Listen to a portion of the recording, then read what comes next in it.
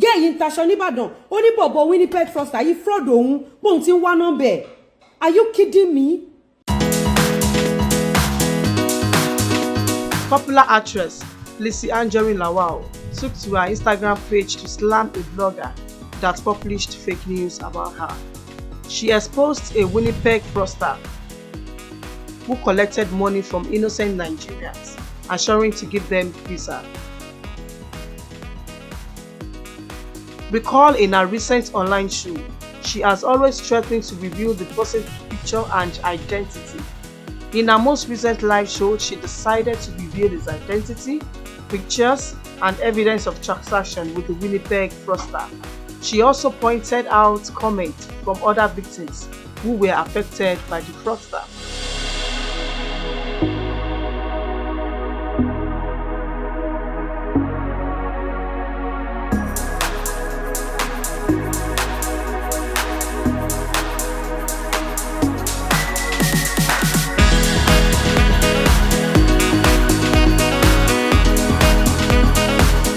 Expressing her anger, she explained that she loves to help people and she assures that she can't be bullied online anymore.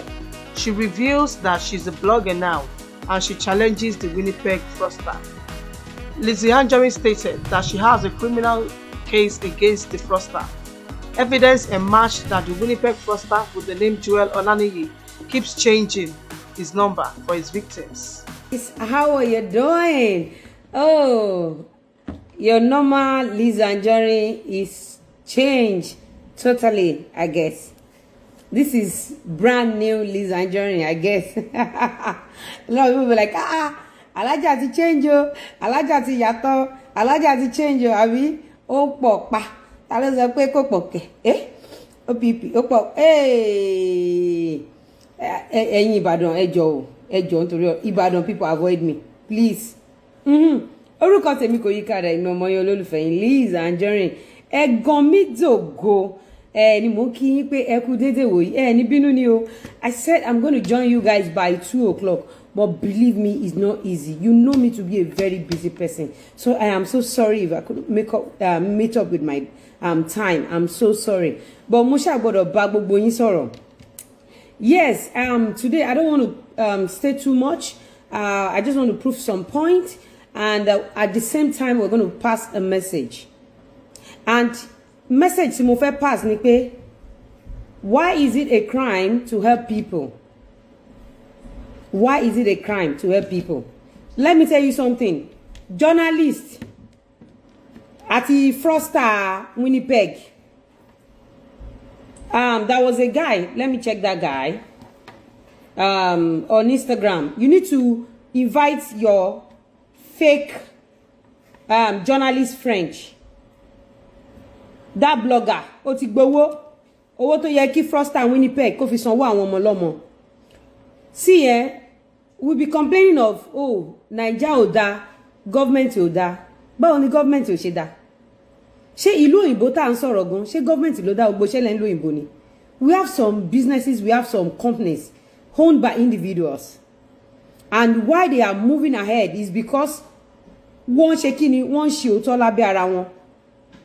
Ṣé rí àwọn cases kan wà.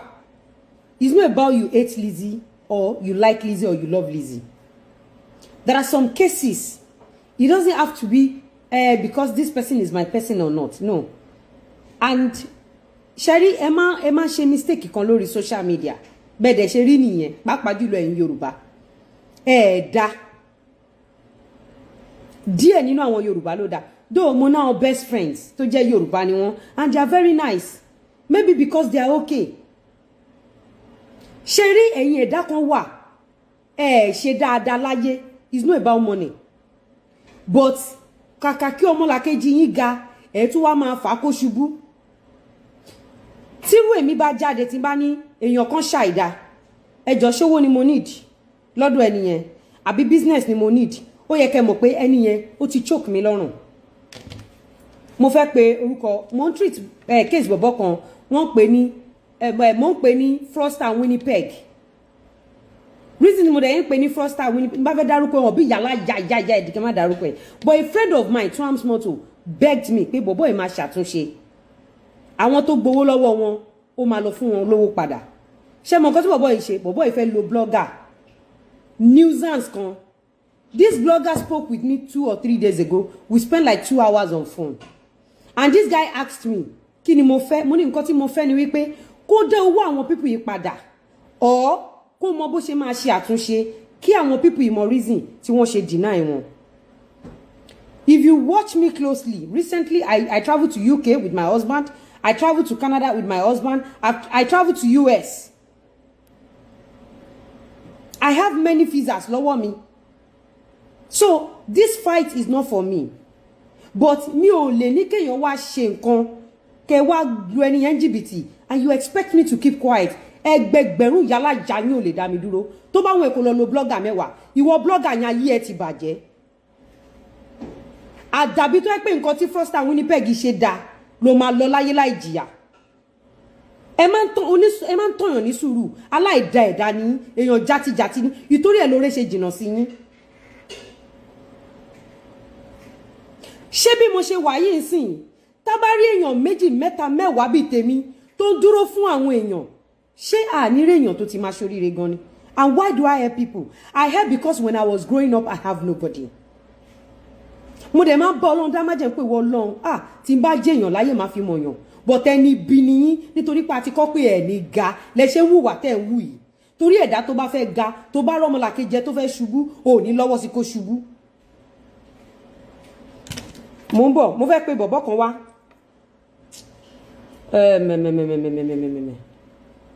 bọ̀bọ̀ yẹn wá sí ń bọ̀ bọ̀bọ̀ yẹn ti wá sọ́dọ̀ mi bọ̀bọ̀ yẹn náà lóhùn mọ̀ Kelvin kan náà lóhùn mọ̀ ń bọ̀ Kelvin kan náà lóhùn mọ̀ ọ̀bọ̀ kan ó ti sọ fún mi pé òun mọ̀ àti John chat ní DM. Ẹ ṣáà pé bọ̀bọ̀ journalist yẹn máa tó sọ pé òun mọ̀ bọ̀bọ̀ blogger elébi olè alápámáṣiṣẹ́ olè because you are a thief. You spoke with me few days ago.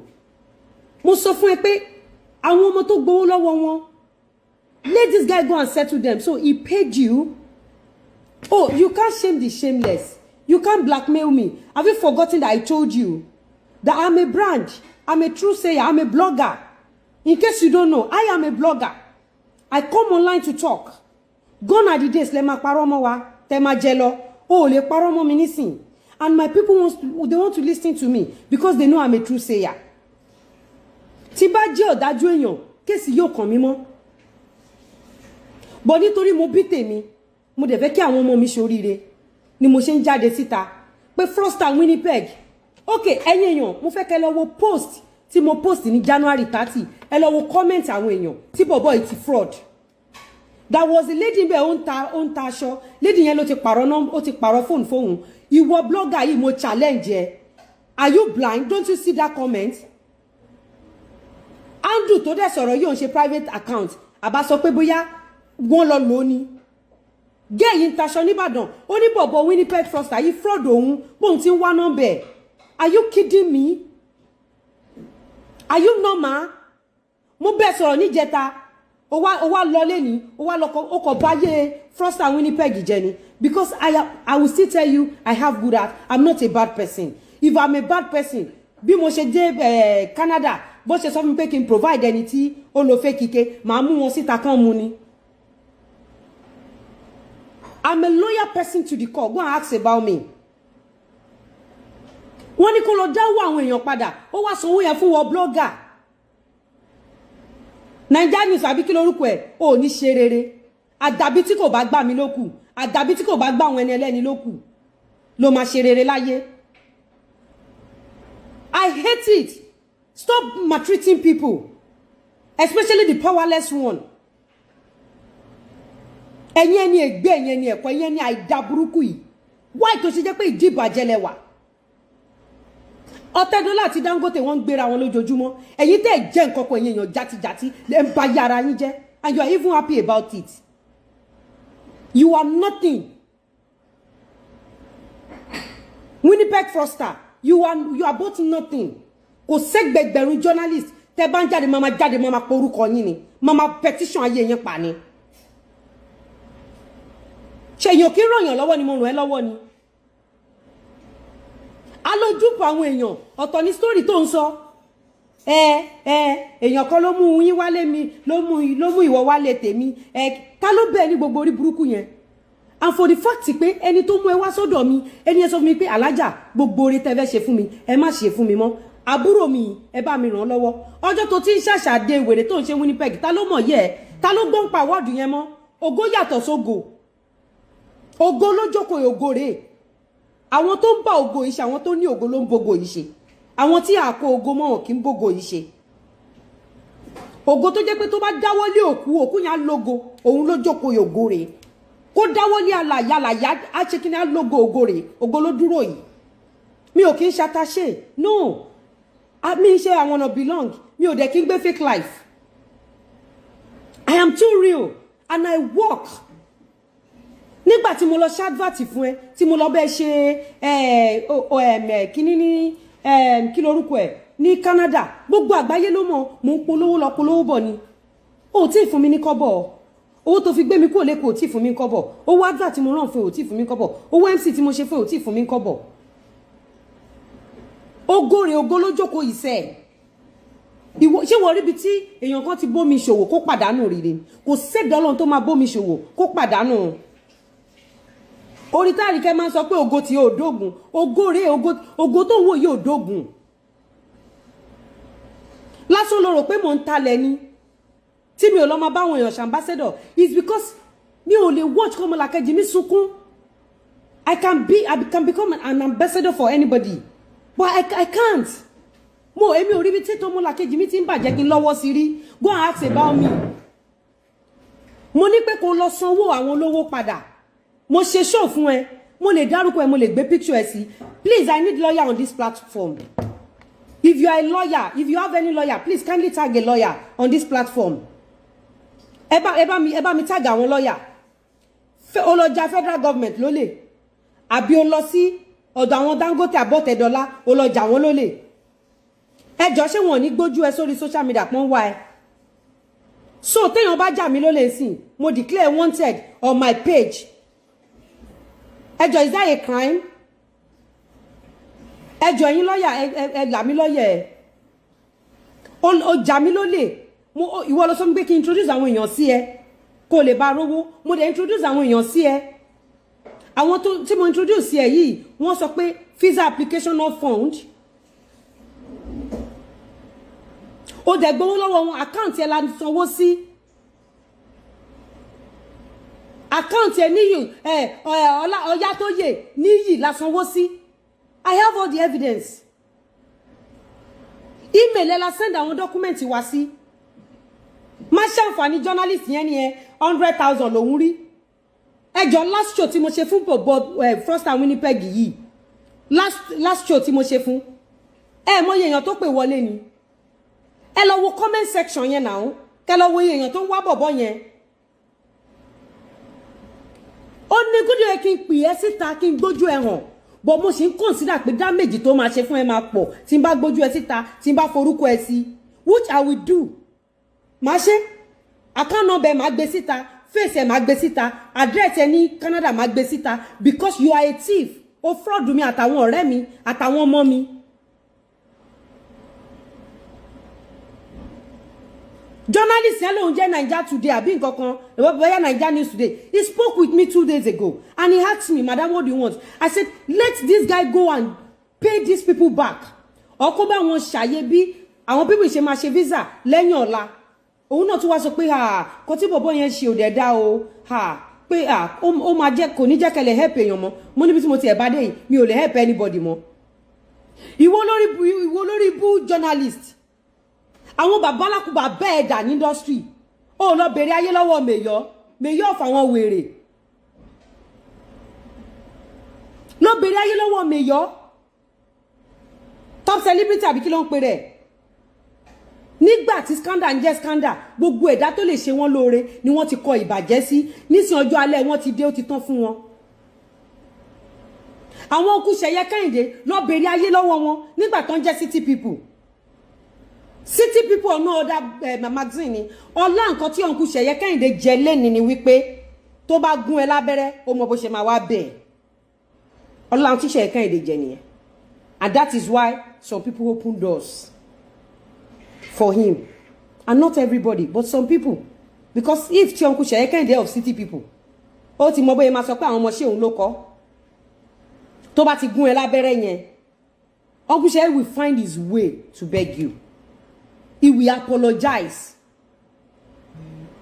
àwọn tí kò mọ apologize nínú àwọn dà àwọn Táíwò Ọbátúnsì dà àwọn Akínsókòyà dà you are a fool you are a failure I spoke with you mo fún ẹ ní àwọn òjé kan mo ní let me tell you something tó bá rẹ̀dá tó ń ṣe dáadáa láyé má bá wọn bàjẹ́ o two days ago ni mo sọ fún ẹ mo ní tó bá rẹ̀dá tó ń ṣe dáadáa má bá wọn bà wọn jẹ́ o mo ní because bó ṣe ń gòkè lọ ẹ o máa nídìí wọn but torí owó tó fún ẹ ó ti blindfold ẹ èmi ò ń ṣẹran rírọ̀ when it comes to cheating when it comes to my right people don't understand me ẹ má misquote mi ẹ lọ bèè lọ́wọ́ àwọn ọ̀rẹ́ mi ẹ lọ bèè lọ́wọ́ Rúkìrájí ẹ lọ bèè lọ́wọ́ Àṣọ́lì ẹ lọ bèè lọ́wọ́ Mr. Lawal máa sọ fún ẹ pé ohun tíyàwó òun gbà òun ò lè gbà á sọ pé Lizzy ni most simple person nílé ayé I don't just talk you are a moron Froster and Winnipeg you are a moron ọmọ reason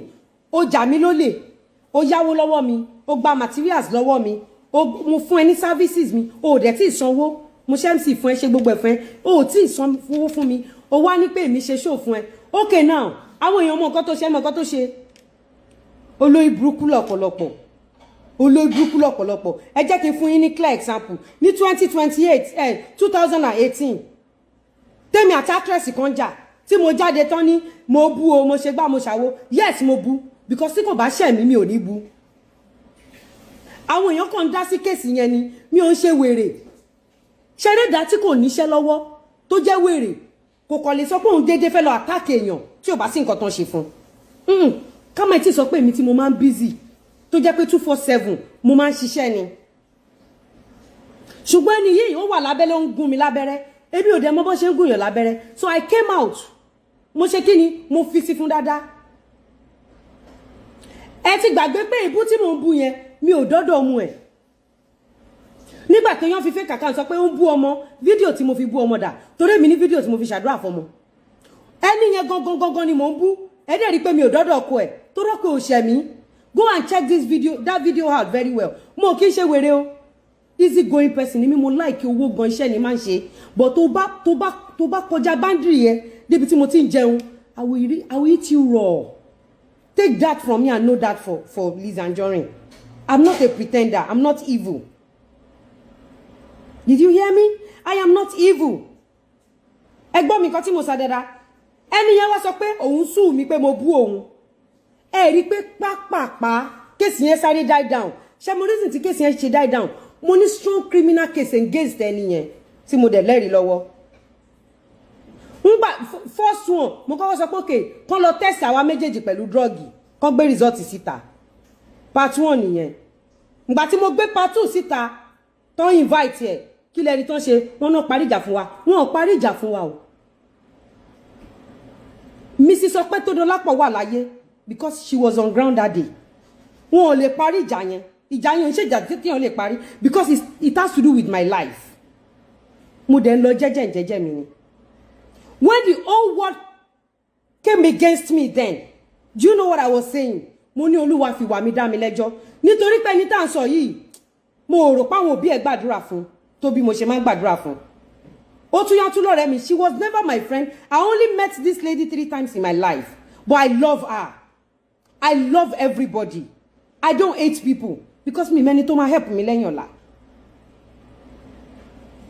don't tell me that I shouldn't go there again don't tell me because Emma misquote me don't tell I will go there times 1 million and 1 billion times because if I come out to tell you some things kí n grab wọ́n dẹ̀ sọ pé ojú làgbà ń wò kí n wojú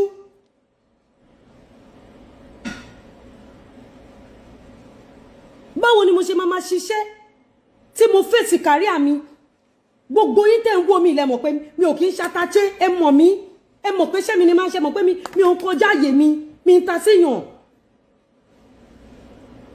mo sọ fún Ọlọ́run pé Ọlọ́run gbogbo bí every one of you bẹ ṣe come against me ní 2018 mo sọ fún Ọlọ́run pé Olúwa fi wá mi dá mi lẹ́jọ́ jẹ́ kí n borí ogun yìí gbogbo ohun tó fi ń bú mi yìí Olúwa gbogbo nǹkan tó fi ń bú mi yìí fi hàn aráyé wípé ìwọ ni Ọlọ́run tí inú mi bá ti dá kò sí gbogbo ohun tẹ́ fi bú mi lọ́lọ́run wá ṣe fún mi ní lọ́pọ̀lọpọ̀ kí lẹ fi bú mi tán just because I believe pé mo wà okay ẹ di ọ̀rọ̀ ẹnu tèmi mú ṣùgbọ́n ẹ wo nǹkan tẹ́ni ẹ kọ́kọ́ sọ sí mi ẹ jẹ́ farabalẹ̀ kẹ́ wò pé kí lẹ́ni yìí ṣe gbogbo àṣebàjẹ́ láyé yẹ ní lọ láyé láláì jẹ̀yà then when people come to social media ẹ rọra máa dájọ́ ẹ ṣe òun dédé ṣẹ́ now olórí burúkú journalist yìí Ọ̀yátóyè lọ́ba ọlọ́kọ̀ọ̀kọ̀ kúkọ láàárọ̀ yìí a ní billions ń go and ask about me mo stubborn jù mo stubborn bí pọ̀nmọ́ jẹ̀bùtàn ti process mo stubborn gan mẹ́tàlá yín ẹ lè dá mi lẹ́kun àfi tẹ́ bá sanwó olówó padà Froster Winnipeg I have criminal case against you bí ilẹ̀ tí mo ń tà ni ilẹ̀ tí mo ń tà fáwọn èèyàn kí ọmọ onílẹ̀ kan wá lọ gorí ilẹ̀ yẹn ayé mi o ilẹ̀ tí mo ti tà ilẹ̀ tẹ́mi ti rà lọ́wọ́ tiẹ̀ gẹ́gẹ́ bí ọmọ onílẹ̀ tí mo ti sanwó fún ẹ that is why when I'm buying any property èmi àtọkọ mi we pay them foundation money kìnnìkan money I will pay them off and let me tell you something if you come on social media to drag me you are giving me more fame and more money in my account Froster Winnipeg ó ti ṣera ẹ àwọn lọ́balọ́ba tó ń gbé wá bẹ̀bẹ̀ wọ́n ti rí pé ó ti fọwọ́ ara ẹ ṣe rẹ̀ báyìí you people are fucking heartless ẹ lọ sí Ìkòyí ẹ lè rí pé wọ́n kò gbé èèyàn àbí wọ́n mọ́mọ́ olówó kan wọ́n dúnbú ẹ̀ ẹ̀yin náà ni ẹ̀yin lè máa jí gbàrà yín kó ẹ̀yin lè máa jí tọ́ ara yín kó ẹ̀yin lè máa jí pátá ara yín kó ẹ̀yin lè máa jí ṣọ́ wọ́n fi poverty ṣe yín ni wọ́n fi poverty ṣe yín ni ìwọ journalist mo sọ fún ẹ mo ní pé àwọn ọmọ tí Froster Winnipeg tó gbà yìí let him call those people one by one. If you want to refund their money, so be it. If you don't want to refund their money, kí ló lè ṣe tán máa fi mọ reason tó ṣe deny wọn. Ó wá bọ́ sórí social media lẹ́ni. Lẹ́yìn tẹ́mi àtẹ́tijọ́ sọ̀rọ̀ tán. Mẹ́tàlá ìyáláyà ẹ̀. Ṣó nígbà tí ọwọ́ ìyá bá dùn wọ́n máa provide ìwọ. Wọ́n dẹ̀ ti fún mi details ẹ̀. Wọ́n ti fún mi details already. Ara máa ń ta mí. Tí n bá rí ẹ̀dá tó fẹ́ ga. Tí àwọn tí ò ga wá ń fà wálé ara máa because I know what it takes. Ẹ̀yin ọ̀rẹ́ mi tẹ́ ń wò mí yìí. Kéèyàn fẹ́ ga láyé yìí, kéèyàn fẹ́ ga. Kéèyàn kan wá máa fà wálẹ̀. Mọ̀ mi, ó máa ń jẹ́ kí ìṣẹ́ ràn. Ó máa ń jẹ́ kó ṣì ràn. Tí ìyá bá dẹ̀ mú ẹlòmíì ó máa jẹ́ tán bí àpò ráìsì ni. Kí láǹfààní story olórí burúkú tó kọ tó jẹyàn kí láǹfààní iṣẹ́ tó ṣe àwọn ará àṣíwájú yín tán ṣe ẹ lè náwó sí achievement wọn lélẹ̀ you are a failure you are a fool Naija kí náà pè é ná bóyá gist time àbí kí náà mi ti ẹ̀ mọ̀ mi ìdẹ̀ fẹ́ mọ̀ mi ìfẹ́ mọ̀ it's not about me it's about innocent people. Ẹ lọ wo January 30 mo refer yín sí show tí mo ṣe fún bọ̀bọ́ yẹn mo explain bí gbogbo ọ̀rọ̀ yẹn ṣe ṣẹlẹ̀ mo dẹ̀ pé àwọn tọ́rọ̀ yẹn ṣojú wọn mo pè wọ́n wá sí live gbogbo yín lẹ̀ ń gbọ́ tó ń fetí ara yín gbọ́ okay let me replay it kẹ́ máa gbọ́ torí pé etí ọ̀pọ̀lọpọ̀ ti gan there are some cases that you don't treat because you hate Lizzy no if you want to treat the case that you hate Lizzy treat it different oh lè like me because o kì í ṣe olóríire nìkan ló máa love Lizzy olóríire nìkan ló máa kí náà okay ń sìn yìí kí ni èrè ẹ kó di lẹ́yìn ọ̀la kẹ́lòmíì bá ẹ̀pọ̀ wá kí n má lè ṣe ṣé ìwọ Froster Winnipeg àti ìwọ journalist yìí ń sìn àti àtẹ̀yìn èèyàn kankan tẹ follow Froster Winnipeg yìí ṣé mọyé èèyàn tẹ́ ti báyé wọn jẹ́ nípasẹ̀ ìwà tí Froster Winnipeg wù kí ló dé tó yẹ pé ìwọ ń fi ibi san oore gbọ́ mi dáadáa mo tún sọ kí n tó wá sórí social media kí n tó drag èèyàn mo ní evidence tó dájú ni I don't look for trouble because I spend more time on my business Me ti ẹ mọ̀ pé anybody exist. Me fẹ́ mọ̀ bóyá o exist. I only care about people that can patronize me. Mo dẹ̀ sọ fún ẹ journalist yìí, mo sọ fún ẹ, mo ní pé tó bá kọ story mi, ma fi ẹ tajà ni. I'm a blogger as well. I'm a vlogger too. I'm a true sayer. I've come to this platform to empower my fellow woman. I have not done you wrong. Nigerians, I have never done you guys wrong. Gbogbo agbára tí mo ní ni mo ti sà. Nínú àìní mi ọ̀tá mi mo nínú ẹ̀ mo ń give. So what else do you want? Bẹ́ẹ̀ mi ṣe ní connection pẹ̀lú àwọn èèyàn. Kó jẹ́ bẹ́ẹ̀ ni mo rí èèyàn ní connection pẹ̀lú mi. Bóyá n bá ti jù báyìí lọ. Ìwọ Froster Winnipeg àti kọ́pọ̀ ò ní jẹ́ èèyàn ni. Because ìjẹ́ èèyàn wà lára kí èèyàn ràn ẹ́ lọ́wọ́ kó wá fi oore san oore. Gbogbo ẹ̀dá tó bá ti ń fi bí san oore kò ní ga. Eléyìí ṣe ẹ́ lóore ó fi bí san, tọ̀hún ṣe ẹ́ lóore ó fi bí san. Báwo ló fẹ́ jẹ́yàn? People will say Lizzy Anjorin love Aláàfin of Ọ̀yọ́. I love Aláàfin of Ọ̀yọ́ and I will love that man till tomorrow. Aláàfin of Ọ̀yọ́ kí náà ṣe fún mi ní gbogbo ìgbà tí n bá fẹ́ ṣe event tí n bá wọ ẹ̀yìn máa rá Aláàfin of Ọ̀yọ́. Ọmọ tí n bá wá rí ibi tó ti ń ṣèbàjẹ́ Aláàfin of Ọ̀yọ́. Kò gbọ́dọ̀ ṣẹlẹ̀. Gbogbo nǹkan tí n bá ní ni máa fi rún pa síbẹ̀. Go and ask about me. I love Aláàfin of Ọ̀yọ́. He's my royal father. And bàbá yẹn love mi. Kò sí n tẹ́ lè kọ nípa mi. Kẹ́ gbẹ́jọ́ mi lọ sọ́dọ̀ Aláàfin of Ọ̀yọ́ kò ní dá sí. Kódà bàbá ò ní pè mí. Bàbá ní wọ́n ń jowú rẹ̀ ni. Because bàbá yẹn ti read me spiritually. Bàbá yẹn ti mọ̀ pé ọmọ eléyìí wà hard working. Ọmọ ológo leléyìí. Ìwọ mo mọ̀ pé o journalist yẹn ẹ wá gbọ́ dáadáa ẹ̀yin èèyàn. Ẹ gbọ́ conversation èmi o àti àwọn èèyàn ẹ̀. Ẹ gbọ́ dáadáa.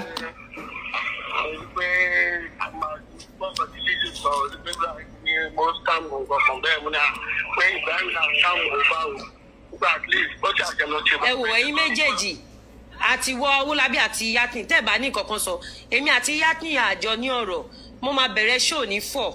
Jí last time yẹn o tí wọ́n bẹ̀ mí o. Steps lórí ọ̀rọ̀ Yakin. Tó ń bẹ̀ mí o pé kí n má dárúkọ ẹ o. Nǹkan tó mi kọ́ fẹ́ bẹ̀rẹ̀ pé ìgbà tí ìwọ náà pé ọjọ́ tó lọ́ba owó lọ́wọ́ Lizzy bóyá ṣe máa ń ṣe wá yáwó lọ́wọ́. Bẹ̀rẹ̀ show ní 4. Ṣé you understand and mo dẹ̀ ti take necessary steps lórí ọ̀rọ̀ Yakin. So èmi àti Yakin á pàdé ibi tó yẹ ká jọ pàdé. Owólabí nígbà tí mo dé láti Èkó tí mo dé láti Canada kí ni ẹ̀hónú tí mo fi hàn pé Yakin ṣe fún mi tí mi ò dẹ̀ sọ fẹ́ dán lóhun kankan tí mo dẹ̀ dákẹ́ di ọ̀la. Ẹ̀rọ pé wàhálà iná lè máa rí àkínú látúnjọ ṣe wàhálà àdégbàdé ṣe yọ yìí. A ní mò ń béèrè pé kí làwọn nǹkan tí mo sọ pé Yakin ṣe fún mi. Ṣebí ìtàlọ́bà Phone ni mò ń play phone. ṣe yá $1,000 lọ́wọ́ mi. Mo mọ̀.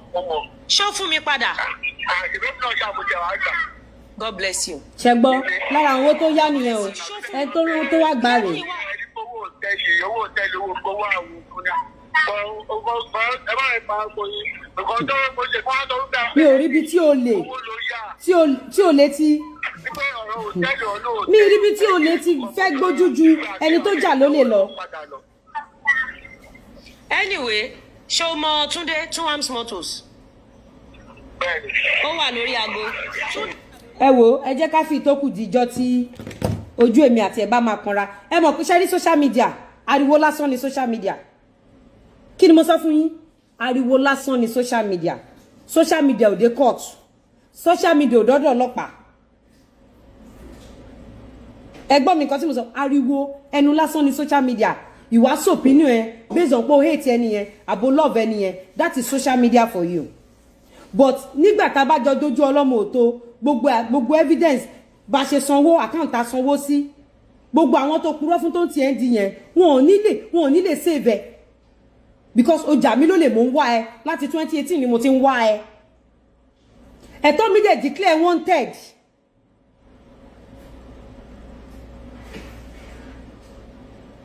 Ẹ̀tọ́ mi ó declare wanted. You don't understand? Èèyàn kan ní pé máa wọ́n èmi rí pé mò ń ṣiṣẹ́ ni rí bí ṣe máa ń jánu pápá tí mo ń polówó ilẹ̀ Emo ima janu papa ti man polówó ilẹ̀. Let me tell you something as a woman. You need to defend yourself. You need to defend your friends. You need to defend your family. You should be able to talk when your husband is not at home. You should be able to defend your children. Forget your condition, forget your status, forget everything. What I'm doing right now, I am fighting for my friends. Because they don't know this guy. I introduced them to this guy. You don't understand? Just like o wa ra le lọ́dọ̀ mi nísìn, ilẹ̀ yẹn wá ní issue. Kí wá fi yín lẹ̀ kàn máa dupe. Omi ojú ẹ ńkọ́. Tó mi ojú ẹ bá ti ẹ máa béèrè lọ́wọ́ motherfucker tó gbá ẹ. Èmi tí mo jẹ́ middle person láàrin yín ńkọ́. I'm not a moron o. Èmi ò ń ṣọ̀dẹ̀ o. Ọ̀dẹ̀ èèyàn ló máa ní mo fa gbogbo nǹkan lọ́lọ́run lọ́wọ́ Ọlọ́run gọ̀. Mo ye èèyàn tó ń tọrọ owó lọ́wọ́ Ọlọ́run. So ìjà tí ẹ lọ́lọ́run máa gbé.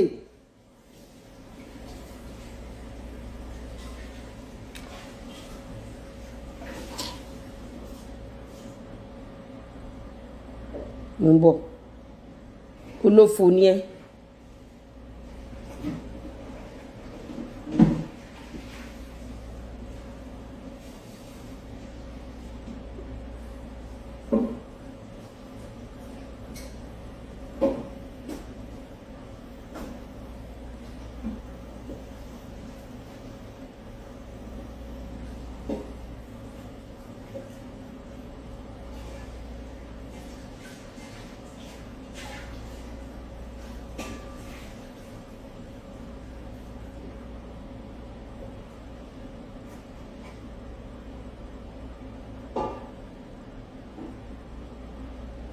Èmi ò dẹ̀ ṣe bájà. Mi tó bá bá mi jẹ́ o máa lose ni. Mi ṣe bájà. Lọ bèrè. Ọmọ nǹkan tó máa ń pè mí ni. Ọ̀tẹ́dọ́lá. Ọmọ aṣọ̀tẹ̀ márùn ohun rèé. Ọ̀tẹ́dọ́wó lèmi. Mi ṣe bájà.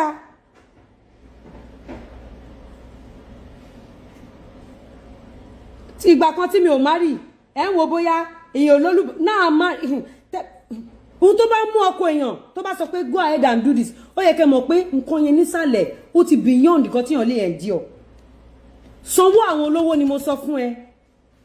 Sanwó àwọn olówó mo bó ṣe máa ṣe dọ́kúmẹ̀ntì wọn ó wá ń lọ ayé ìwà àti journalist yẹn máa bàjẹ́ ṣáà ni.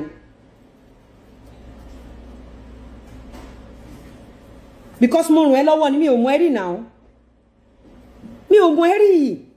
Ẹjọ́ owó ṣówó ni mò ń wá ni àbí ipò ni mò ń wá àbí fame ni mò ń wá. And I promise you guys, irú àwọn kan báyìí ò lè ṣẹlẹ̀ mọ́ láyé. Irú àwọn kan báyìí ò lè ṣẹlẹ̀ mọ́. You don't even know the consequence of all this shit you are doing. Mọ consequence ẹ̀. Ní 2018, lára àwọn tó wà lórí social media tó ń ṣépè. Ìyá kan nínú àwọn tó ń ṣépè yẹn èmi mo rán ọmọ ẹ̀ ní school. Ṣọmọ ẹ̀ dẹ̀ ti ṣetán school.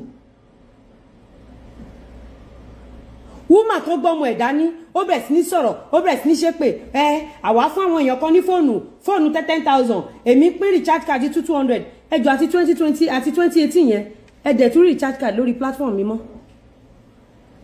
Ṣé rí recharge card lórí platform mi mọ́? Ṣé rí recharge card lórí platform mi mọ́? What I'm saying is this: when people are being generous and you are using that generosity against them, they will stop.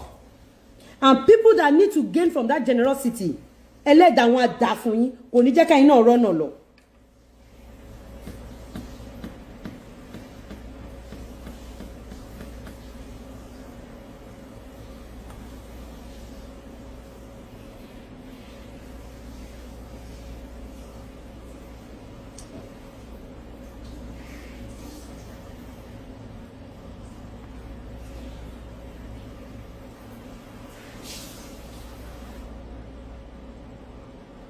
Àwọn náà wà ń bì.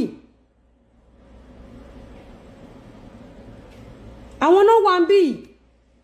At least ní 2018 èmi àtàwọn ọ̀rẹ́ mi, me and my friends, we have 96 students. tá run ní school both university polytechnic secondary school ìrèdí méjì yes or no mo challenge yes or no nígbà tán dẹ̀ ti sọ wípé owó gbá ni o owó àwo ni ó ń lára ni kò ní dákí náwó owó lára fáwọn and I stop ẹjọ́ lájọ́ tí mo ti stop ṣé mi nísinmi ẹ rí pé life mi dùn ẹ rí pé mo ti pẹpẹ sinẹ́ gan látijọ́ tí mo ti stop mo ti nísinmi kí ni fate àwọn ọmọ 96 yẹn you be say tọ́lọ́ ń bá máa sọ pé ó máa ṣe stop saying that àwọn kan wà tẹ́pọ́ lọ́wọ́ máa lò fún ògo ẹ̀ tí àwọn kan bá ti babẹ̀ jẹ́ ògo tí ẹ̀gán ti bàjẹ́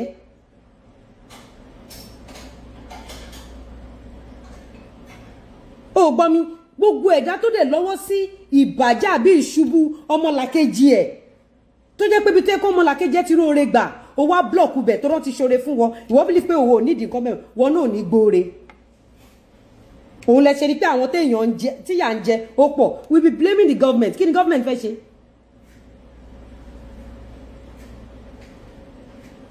kí ni government fẹ́ ṣe we need ourselves ó ti wá di pé ẹni tó lè ṣoore fún ẹ padà ní kó ṣoore fún àti ṣoore fún ẹni tí ò lè ṣoore fún ẹ padà kò ṣeé ṣe mọ́ bó dẹ̀ ṣe wà nínú Quran àti Bible òun ni wípé ṣoore fẹ́ni tí kò lè san fún ẹ padà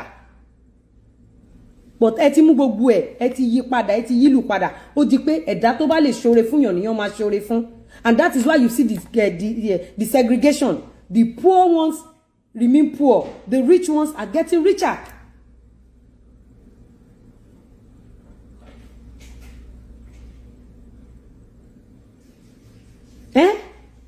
Gone are the days àwọn bàbá kan wọ́n máa pẹran every Friday àwọn kan wọ́n máa sanwó wáyéka àwọn èèyàn àwọn kan wọ́n máa sanwó university ibo lẹ́tí lẹ́ni tó ń ṣe mọ́ ibo lẹ́tí lẹ́ni tó ń ṣe mọ́ ọjọ́ àti 2018 tí wọ́n yẹn ti jáde pé recharge card òṣì recharge card 50 naira ló ń há tó tọ́ dẹ̀ ni ó rí sọ but èmi ò gbé recharge card 50 naira and that recharge card goes a long way nígbà yẹn tẹ́ bá rántí page gbogbo yẹn tẹ́ bá follow mi tẹ́ bá jẹ́ old followers mi tẹ́ bá rántí nígbà yẹn every weekend a lè gbé 200 or 500k lẹ̀ every weekend ṣé rántí ìgbà mi a máa pín 50k ìgbà mi 20k ìgbà mi 10k ṣé rántí ní 2018 so ẹni tẹ́ ti torí ẹ̀ hangi tẹ́ ti torí ẹ̀ gang against mi yẹn mélòó ló ṣe fún yín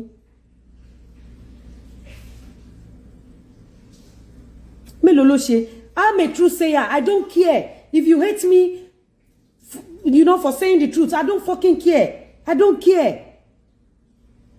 I don't care. I will say my own. I will just say my own. And heaven sees my heart.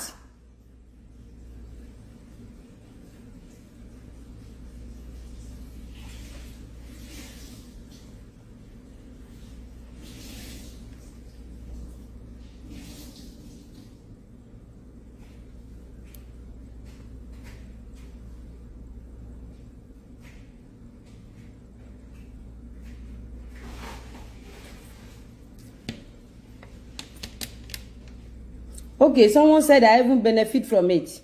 Talele no, Amina Omotola Osun. Okay. So ìgbà tá ṣe mọ́, ṣé wàhálà ò dé ti pín. Wàhálà ti pín. Ìgbà tá ṣe mọ́, ìtumọ̀ ẹ̀ ni wípé you are helping the wrong people. That is why they attack you. When you help the right people, ọmọ Ọlọ́run á gbé ẹ sókè.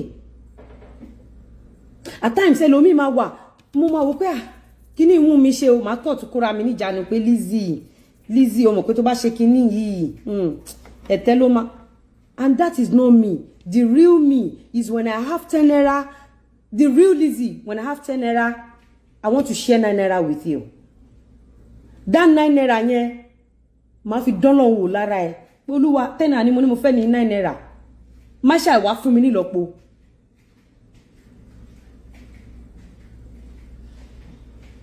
But ẹ ti sójú gbogbo ẹ̀ dé. Ẹ ti sójú gbogbo ẹ̀ dé. Ẹ ti bà gbogbo ẹ̀ jẹ́. Ó wá bá mi, ó fẹ́ ṣàṣàdé. Afọ́jú gan mọ̀ pé mo try fún ẹ. kò sẹ́ni tó máa sọ pé òun ò rí bí mo ṣe ṣiṣẹ́ artist pọ̀ on ground nígbà yẹn náà àbí bàbá láti wà ńbẹ̀ àti Tóyìn Aṣẹ́wó wà ńbẹ̀ Ìyá Ìbàdàn wà ńbẹ̀ Mrs. Bọ́sẹ̀ Akínolú wà ńbẹ̀ gbogbo wà ńbẹ̀ mo ṣáà try best mi fún ẹ ó wá lọ ń gbé wèrè journalist wèrè blogger kò ní bẹ́ńṣọ́ fẹ́yìn méjèèjì ṣá èmi jọ wo scandal àwa fi ń jẹ o scandal tí wọn bá ti pò òkìkí títí wá òkìkí òun tí wọn bá ti pò òkìkí títí wá ìwọ orí ni lẹ́yìn òkìkí báyìí tó bá ti bẹ̀rẹ̀ sí ní pariwo orúkọ mi Lizzy wo rí pé máa la nǹkan ńlá mọ́lẹ̀ ní gbẹ̀m go and watch my star very well that is my star but ìwọ tó bá wọn lọ́wọ́ sí ìbàjẹ́ yẹn lọ́wọ́ rẹ lẹ́yìn ọdún kan kó bè lọ́wọ́ rẹ pé kí ni mo achieve òdo lórí òdo ni wá rí pé ò jẹ́ nǹkan kan Ọlọ́run má fi mí ṣe sábàbí bú fọ́mọlà kejì mi Ọlọ́run kó fi èmi ṣe sábàbí re fọ́mọlà kejì mi Ọlọ́run fi mí ṣe sábàbí re fún ọmọlà kejì mi má fi mí ṣe sábàbí bú fọ́mọlà kejì mi.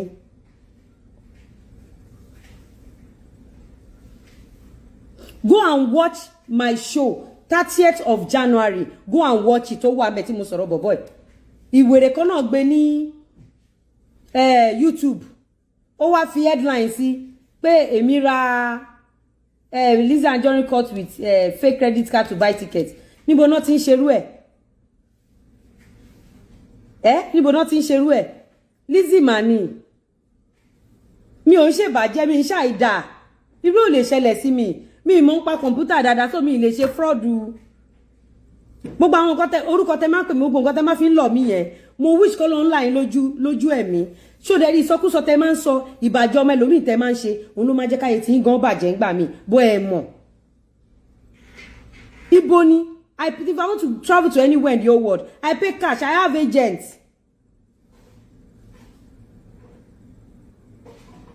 mo lé agent tó ń bá wa ra tíkẹ́ẹ̀tì agent mi ò dẹ̀ fuck up rí mo fi evidence hàn wọn bọ̀bọ̀ yìí mo sọ fún ẹ pé wo ṣórí social media is ṣórí àwọn ará social media oríṣiríṣi èèyàn ló wà ńbẹ̀ èèyàn lọ́hún wà ńbẹ̀ èèyàn dáadáa wà ńbẹ̀ ẹlòmíì dẹ̀ wà ńbẹ̀ tó yẹ pé kò kọ̀ gbá tiẹ̀ ṣẹ̀dẹ̀ láwọn tí ò gbá tèèyàn yẹn ọpẹ́lọpẹ́ wọn because àwọn náà léèyàn léré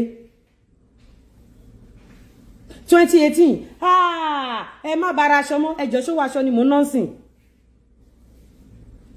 after yẹn ni mo di estate owner now after yẹn mo di estate owner ìdí ni wípé inú mi dá my heart is pure ìwọ tó ń wò mí yìí tó bá jẹ́ pé ìwọ náà ni mo introduce èèyàn téèyàn wá lu jìbìtì fún ẹ bí ṣe máa yarí kanlẹ̀ lélẹ̀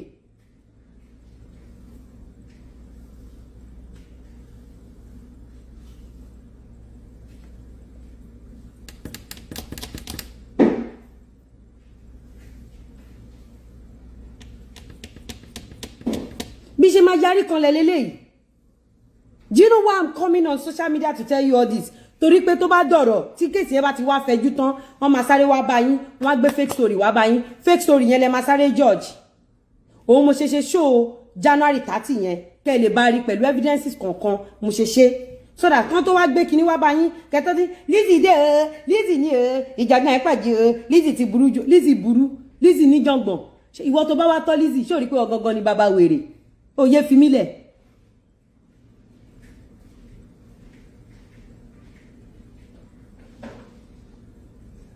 Oyè fi mí lẹ̀.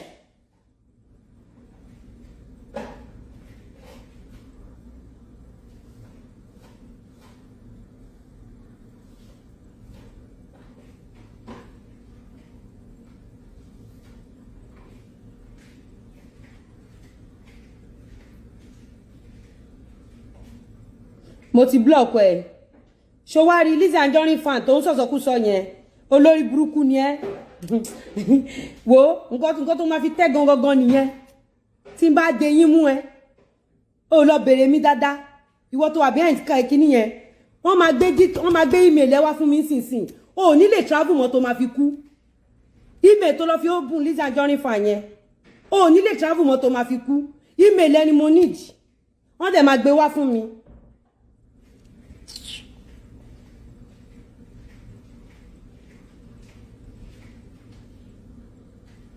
àwọn wèrè wọn kì í fẹ́ kéèyàn sóòótọ́ òótọ́ bẹ́ẹ̀ mo ti sọ fún yín yẹn when you see my story tẹ́ bá rí mi tí mo bá ti wá ta ó yẹ kẹ́ mọ̀ pé jẹ́ǹjẹ́jẹ́ mo jókòó láàárọ̀ yìí tọ́ lọ kúkú story owó tó yẹ kó lọ fi sanwó àwọn tó ṣe ìjàmbá fún owó tó yẹ kó lọ fi sanwó owó tó lọ fún blogger mo dẹ̀ sọ fún blogger yìí má gbowó lọ́wọ́ ẹ̀ ó lọ gbowó lọ́wọ́ ẹ̀ ọlọ́run máa bá tiẹ̀ jẹ́ bó ṣe gbowó lọ́wọ́ ẹ̀ yẹn torí pé ẹ put life àwọn ọmọ ọlọ́mọ in danger. I don't know why people say calm down ayé èèyàn kan bàjẹ́ ní calm down ẹjọ́ ṣé Jésù gan calm down fésù ni ànábùwà Muhammad sallallahu alaihi wasallam ẹ̀rí bí ìdá wọn ṣe gùn ni ìdá wọn gùn ó tún cough wọn ṣe ẹ̀rọ ìṣètọ́n.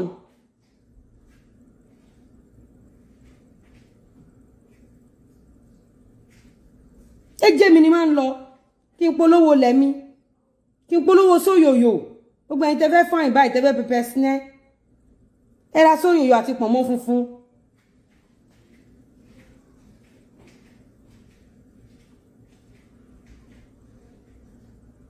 kẹ́ra sóyòyò àti pọ̀nmọ́ funfun ó pọ́n délẹ̀ fọ́ kó mọ́ kẹ́ra máa dán sáwọn dádì lọ́rùn mo ń dán sọ́rùn Mr. Lawal alálùbáríkà ọkọ ẹ̀yin tẹ̀dẹ̀ fẹ́ ralẹ̀ yes ìdáná bu àmọ́ mẹ́sàn-án lè wọ́sàn ìdá wọn gùn ó tún kọ́ rí dáná bìrì wo ó gbogbo eríire tó bá mú ṣètàn lórí báyìí fẹ́ kú ni so wá kí wá ní tèmi láti sọ pé take it easy ó tún cough ó cough understand kẹ́ra sóyòyò kẹ́dán sáwọn dádì lọ́rùn kẹ́ pẹpẹ sinẹ́ ẹni mo yẹn pẹpẹ sinẹ́ sí Mr. Lawal lọ́rùn. lára kéèyàn ṣoore oore tí Mr. Lawal náà ṣe òun là ń sọ yìí tẹ́ pé burúkú náà ṣe a lè jọ fẹ́ra lẹ́ni so it's good to be good tó bá lọ báyàn tó bá ṣoore fún ẹ má fi ibi san oore ṣé o mọ iye olóore tán kọ fún ẹ ni o mọ iye oore tán kọ mọ́ ẹ ẹlòmíì olóore 4 péré náà kọ mọ́ láyé ẹ tó máa fi kú ẹlòmíì olóore 2 péré náà kọ mọ́ ẹlòmíì olóore kan náà kọ mọ́ so wọ́n kó olóore kan mú ẹ olóore yẹn ó ṣoore fún ẹ tán ó wá bẹ̀rẹ̀ bàjẹ́.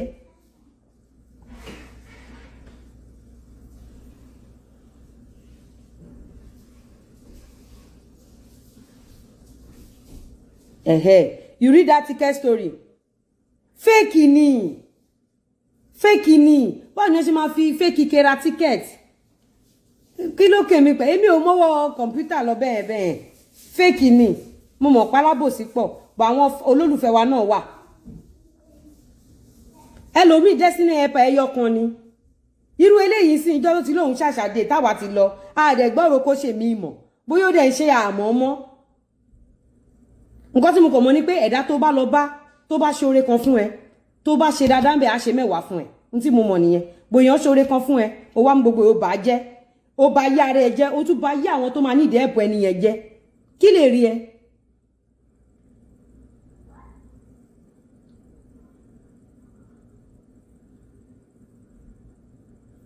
ó wá di pé téèyàn ò bá ṣoore ló máa ní fọkànbalẹ̀ ó dùn mí gan o ọ̀rọ̀ tí mo rán sọ fún yín ó dùn mí gan o mi ní purọ́ fún ọ̀rọ̀ tí mo rán sọ fún yín ó dùn mí gan because they change me they change the real me I don't eat alone tí n bá tiẹ̀ wá pa ẹ jẹ́ ká gbà pé rọ́ ni gbogbo ọ̀rọ̀ tí mo pa fún yín ẹ wo àwọn ọmọọṣẹ́ mi ẹ wo relationship wa ẹ wo Àríkẹ́ ẹ wo relationship wa ẹ jẹ́ ká gbà pé èèyàn burúkú ni Lizzy ẹ jẹ́ ká gbà bẹ́ẹ̀ ẹ jẹ́ ká sọ bẹ́ẹ̀ pé Lizzy o eye service ni irọ́ ló ń pa ẹnu lásán ló ní bẹ́ẹ̀ mi ṣe mú Àríkẹ́ èèyàn mélòó ló mú ọmọọṣẹ́ ẹ̀ bẹ́ẹ̀ at least ẹni tó bá lọ sógun tó lóun pa èèyàn 10 tó dẹ̀ bọ́ sójú ìta tó pọ̀ ọmọ ẹdìyẹ 10 tí tójú ogun bá ṣojú èèyàn ṣe bí ti lé ṣojú èèyàn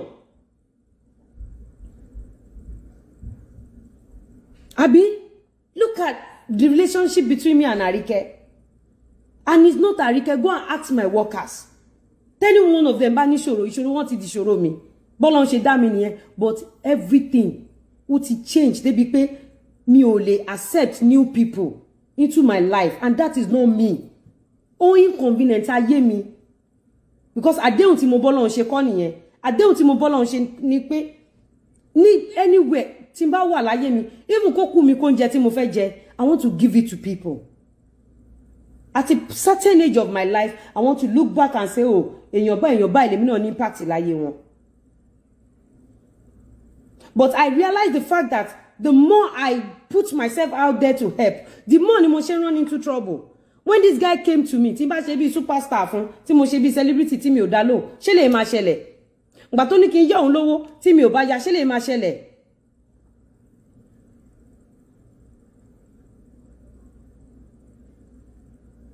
Orí tí ẹ ti bàjẹ́. Orí ìyá ẹ̀gbọ́n bàjẹ́ papọ̀. Wọ́n ló máa sọ fún mi ẹni tí máa bú ẹni tí mi ní bú. Mo lè yan fraud àwọn èèyàn mi ní ìtẹ̀nà. Let me tell you something. You don't know me. Nigeria of today, pẹ̀lú rate.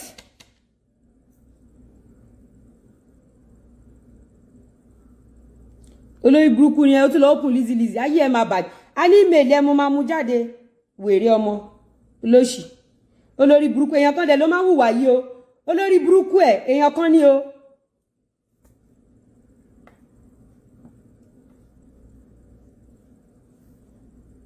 Èèyàn kan ló máa ń hùwà yìí tí n bá dẹ̀ gba ẹmú tí ẹ jú bá ẹ ó mọ̀ mí ariwo kò sáriwo tó lè tó kò sáriwo tẹ́nibọ̀dì lè pa n bá tún mú ẹ tí mo tún gba ẹmú wọ́n á gbá ẹ lẹ́tì lọ́wọ́ mi ó ti ṣetán àti ṣẹ̀sín.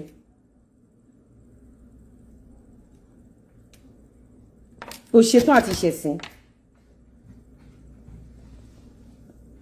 Why tó ṣe jẹ́ pé the more you help people the more ló ṣe máa run into trouble. Why are we like that? A dẹ̀ ń pariwo gọ́ọ̀mẹ̀ntì ò dá o gọ́ọ̀mẹ̀ntì ò dá o ṣáwa dá ṣé àwa dá àtijọ́ tí mi ti ṣe kọ́kọ́ mọ́ sìn ọkàn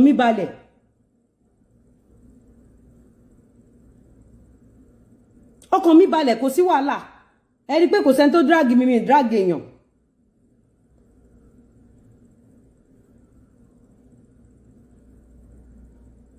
Kò sẹ́ni tó drag mi drag èèyàn.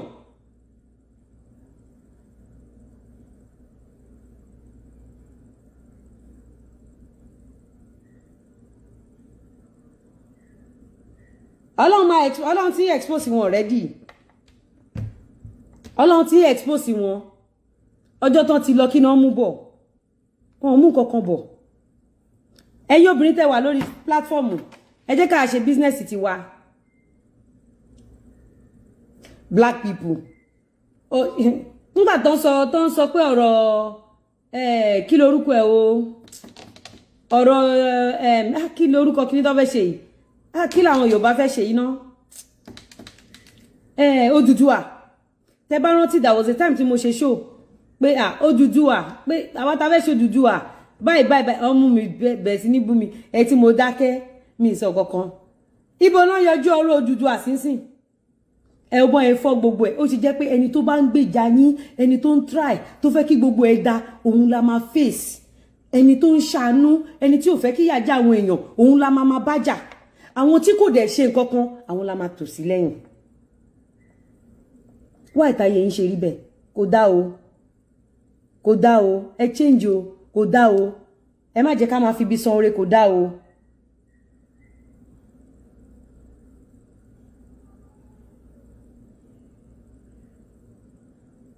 And I remember I met you one occasion and bouncer were blocking you not to snap pics with us. You told them to let you say, èmi tí mo ní ìgbéraga, èmi kẹ̀. Ìgbéraga ló jókòó. God bless you. Deja Gold. Òun ló ní concept yẹn.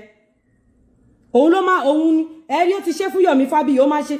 Tí n bá mú ayé ẹ̀ máa rún níbi cracker biscuit ẹ filẹ̀. Ó ti ṣe fún Yomi Gold náà Yomi Fabiyi sorry tèmi tó fẹ́ ṣe o me gbe wo máa fa gbogbo orí ẹni máa fa tú wọ́n bẹ́ sunkún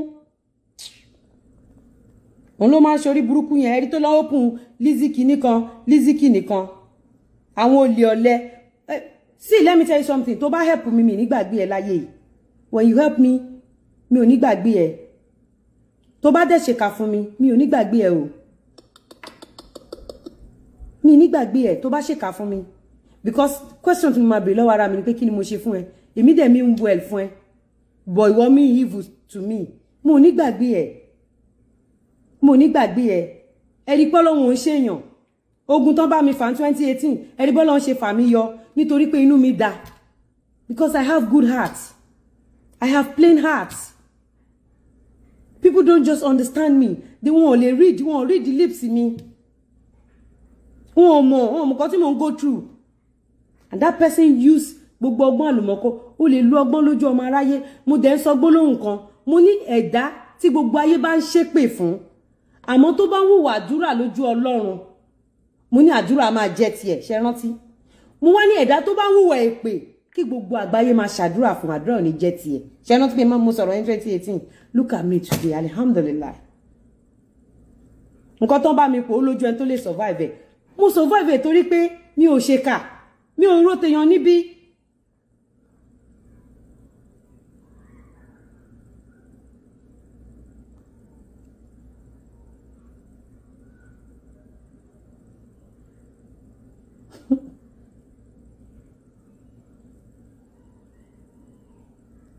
ẹ fi wọ́n lẹ̀ ṣé bẹ́ẹ̀ rí wọ́n sìn ṣé bí n bá bẹ̀rẹ̀ sí ní fà wọ́n lórí wọ́n sọ pé wọ́n tún ti dé wọ́n tún ti bú wọn olórí burúkú ni tí n bá ti bú yàrá ya ẹ̀ kí n sọ fún kí n wọ̀n pọ̀ rí bàbá lákùbà bẹ́ẹ̀ fún kí n sọ gbogbo sítórì ayé ẹ̀ àrí òní balẹ̀ ẹ̀yin lọ́rọ̀ ẹ̀ má ọ̀rọ̀ social media ẹ̀ má dá sí i ó dẹ̀ ń bẹ́ ni mo sì ń gbé kéèsì ẹ̀bọ̀ ó ń bẹ́ ni kọ́ ló ń dá mi lóhùn dáadáa jù báyìí lọ.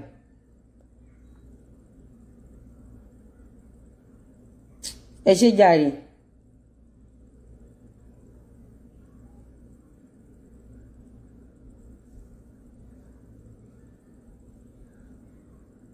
God bless you jàre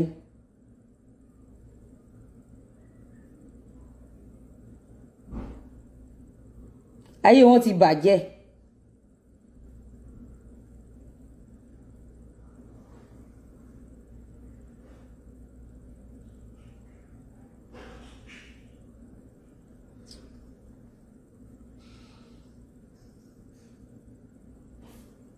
God bless you. Sanusi 687 said, this has nothing to do with ìgbéraga. It has to do with strong personality and everyone call it God bless you. You don't understand me. Tẹ́ bá ní mo ní ìgbéraga, mo ní tó pọ̀.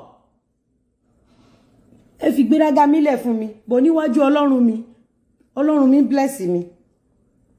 Ẹ fi ìgbéraga mi lẹ̀ fún mi o, jẹ́jẹ́jẹ́ mo jókòó. Imagine opening fake account to monitor and know what someone is doing. Ẹ rí pé wọ́n crazy gan. They are set of jobless people. Go and watch them on. Kì í ṣòwò fóṣù méjì kan tó close down. Ṣé èmi ni máa lọ create fake account? Ó bá yálàyà ọmọ àlè. I will never open fake account to attack you. I will call you out this way. I will talk to your head. That your empty brain. Má bẹ́ẹ̀ sọ̀rọ̀ akúnú ẹ̀. Ó dẹ̀ ti tán síbẹ̀ nìyẹn mo ti move on. But àwọn eléyìí wọ́n máa show ẹ. Wọn ò lè ẹ̀ndí ọ̀kan rí ẹ kó ṣoríire. Gbogbo ẹ̀yin fans mi tẹ́ ń wò mí ojú òní tì yín láíláí. Ọlọ́run á túbọ̀ bá mi là yín lójú ìran. Tí Ọlọ́run bá là yín ní ojú ìran, ẹ mọ̀ pé evil làwọn èèyàn. And do you know why they create fake accounts? They want your life. They want to live like you. That's why they copy everything you do. But èmi, ṣé mi copy èèyàn pay setter ni mí? Ìyálàyà pay setter. Ọmọ ológo 10 billion gig. Every day I don't sleep. I think about kí ni mo fẹ́ ṣe, kí ni mo fẹ́ lò, kí ni mo fẹ́ mú, báwo mo ṣe fẹ́ ṣe, báwo lójú ò ṣe ní tì mí.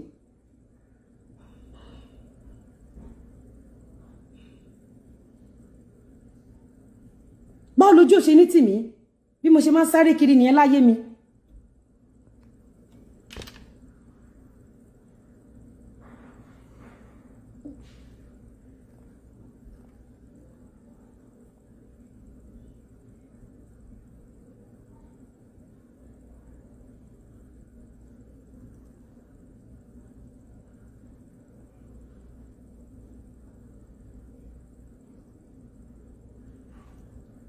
Àṣebàjẹ́ ò ní gbà yìí.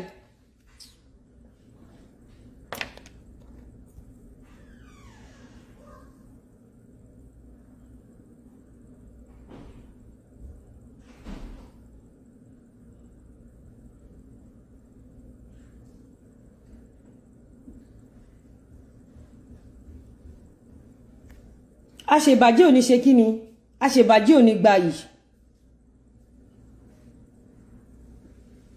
Imagine kóbìnrin at my age ẹ rí mo ṣe máa ṣiṣẹ́ ni ẹ rí mo ṣe máa ṣiṣẹ́ so bí mo ṣe ń ṣiṣẹ́ yẹn nǹkan tó rò pé kù ní kó fẹ́ attack mi tí n bá mú ẹ gbogbo orí ẹni máa tután kò ní kẹyọ kan ṣo èmi hoodlum fúnra mi mo jọbọ tí lójú yín àbí ó mọ para ń kan mí ara ń kan mí gan ara ń kan mí gan mo máa ń ṣiṣẹ́ gbogbo nǹkan tí mo ní mo fi ń ṣiṣẹ́ gbogbo ara gbogbo ọpọlọ 3-4 am mo ti jí mo ti strategize ẹ rò pé easy kí n tó taṣọ kí n tó ta góòlù kí n tó ta research kí n tó talẹ̀ kí n tó monitor eléyìí kí n tó lọ sáìtì àwọn tó ti sanwó kí n tó bá wọn monitor ẹ̀ gbogbo ṣẹ́rí Naija a lè mọ yàrá wa táìpá broad ni ó máa ti yé wọn pé who is this person you don't understand wàá lọ sí fake account wàá fẹ́ fi mí ta yín ń bá mú ya ẹ̀ àbí wàá lọ sanwó fún blogger mo kàn ń sọ ilé ilẹ̀ fún yín ẹ̀yin tẹ́ jẹ́ fans mi because etí tó bá gbá lò kì í gbá bọ̀ ẹ mọ̀ pé mi tèmi mi mọ́ mi I'm a lion mi ò kì í bẹ̀rù àti jà torí mi kì í jà by the time tí bá máa gbáṣàn mi síta mi kò sẹ́ni tó máa lè dá mi dúró kò sí you don't understand kò sí ọmọ yín sọ fún yín imagine tó àwọn YouTube mi ẹ fẹ́ promote story èèyàn kan ẹ máa ní láti lọ gbé Lizzy Anjorin wá mo dẹ̀ ti wọ́n ya yín if you want to promote anybody promote them if you want to write something about me let it be good one don't drag my name èmi gan draga fúnra mi máa draga bí generator bata pass mi ní bọ̀ torí pé ẹ ti gbẹ́ mi lẹ́yìn eyín mi ti mú.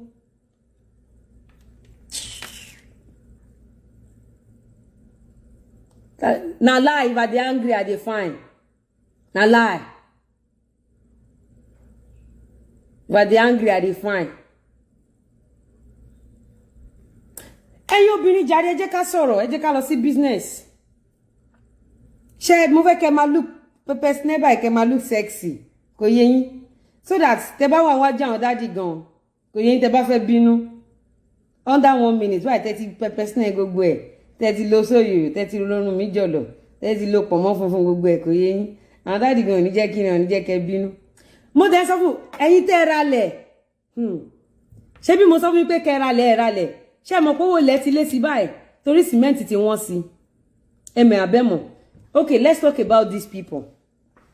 Tẹ́ bá wo Nigeria, same set of people ló ń rule wa láti jọ́ tá ti dáyé, yes or no? Tẹ́ bá wo Naija.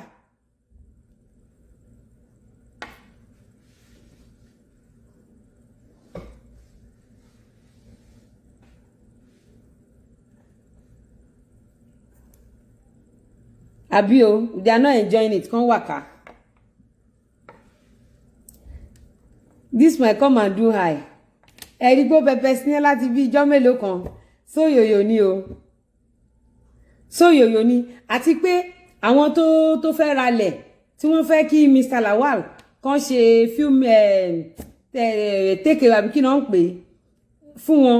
Ó dà pọ́n ti fẹ́ máa pọ̀ lèmi náà ṣe wò pé kí n ṣe kí ni kí n máa pepper snare ẹ̀wọ̀n pé property mi ni kí n máa pepper snare. So guys ọ̀rọ̀ tí mo fẹ́ sọ notice pé the same set of people ló ń rule wa ní Nigeria. Láti jọ́ tí wọ́n ti bí àwọn ìyá ẹ rí pé wọn kò nínú sákù yẹn tẹ́ bá wo fọ́tò wọn gbà mí ẹ rí gbá ẹ ráwo ẹ rí kòkò bàbá ṣàsùn same set of people ló ń rúlu wa.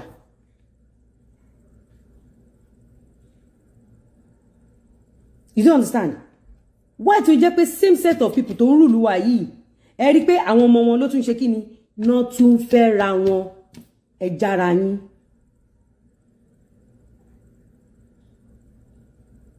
Ẹ jára yín.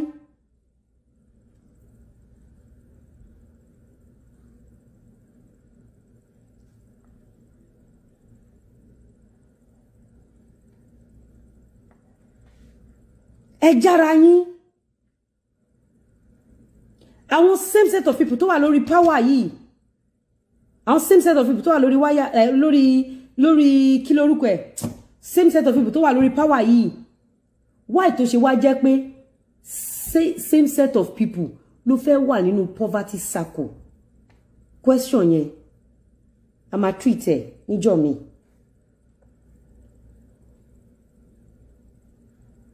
A máa treat ẹ níjọ́ mi. Why tó jẹ́ pé same set of people ló fẹ́ wà nínú poverty? Because láàárọ̀ ọ̀rọ̀ tá à ń sọ náà nìyẹn pé tí ò bá sí pé same set of people ló fẹ́ wà nínú poverty, èèyàn kan wà ó fẹ́ gbé èèyàn kan ẹ̀ dẹ̀ máa ba bẹ̀ jẹ́.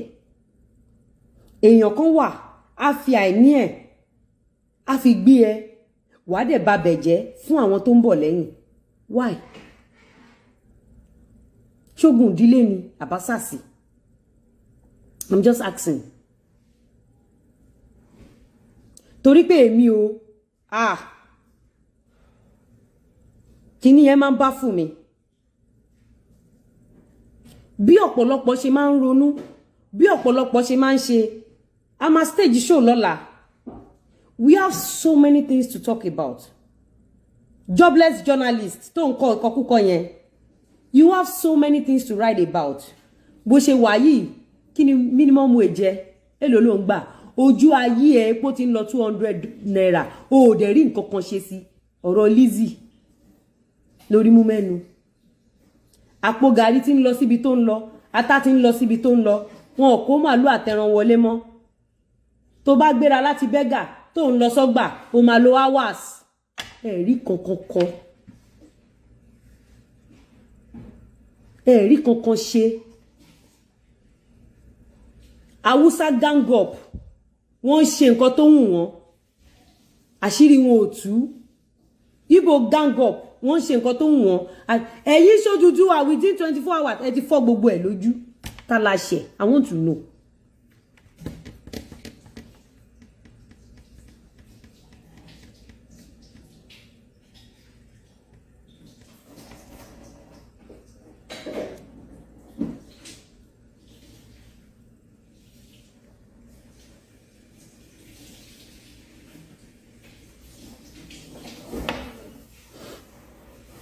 Adufe, you burn your soup.